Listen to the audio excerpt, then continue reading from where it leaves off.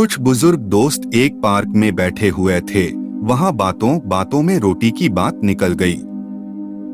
तभी एक दोस्त बोला, जानते हो कि रोटी कितने प्रकार की होती है? किसी ने मोटी, पतली तो किसी ने कुछ और ही प्रकार की रोटी के बारे में बतलाया। तब एक दोस्त ने कहा कि नहीं दोस्त, भावना और कर्म के आधार से रोटी 4 प्रकार की होती है। पहली सबसे स्वादिष्ट रोटी माँ की ममता और वात्सल्य से भरी हुई, जिससे पेट तो भर जाता है पर मन कभी नहीं भरता। एक दोस्त ने कहा, 16 आने सच, पर शादी के बाद माँ की रोटी कम ही मिलती है। उन्होंने आगे कहा, हाँ वही तो बात है। दूसरी रोटी पत्नी की होती है, जिसमें अपनापन और समर्पण भाव होता है, जिससे पेट और मन दोनों भर जाते हैं। क्या बात कही है यार, ऐसा तो हमने कभी सोचा ही नहीं। फिर तीसरी रोटी किसकी होती है? एक दोस्त ने सवाल किया।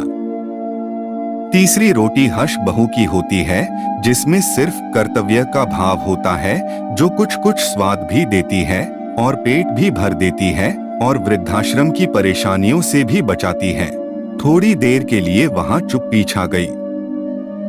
लेकिन ये चौथी रोटी कौन सी होती है? मौन तोड़ते हुए एक दोस्त ने पूछा। चौथी रोटी हर्ष नौकरानी की होती है, जिससे ना तो इंसान का पेट भरता है, न ही मन तृप्त होता है, और स्वाद की तो कोई गारंटी ही नहीं है। तो फिर हमें क्या करना चाहिए? माँ की हमेशा इज्जत करो, पत्नी को सबसे अच्छा दोस्त बनाकर जीवन जियो, बहू को अपनी बेटी समझो और छोटी मोटी गलतियां नजरअंदाज कर दो।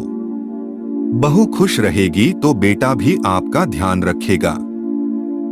यदि हालात चौथी रोटी तक ले ही आए तो ईश्वर का शुक्रिया करो कि उसने हमें जिंदा रखा हुआ है।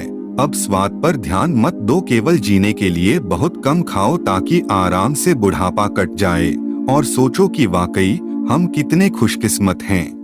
दोस्तों, उम्मीद करता हूँ आपको आज की कहानी पसंद आया होगा।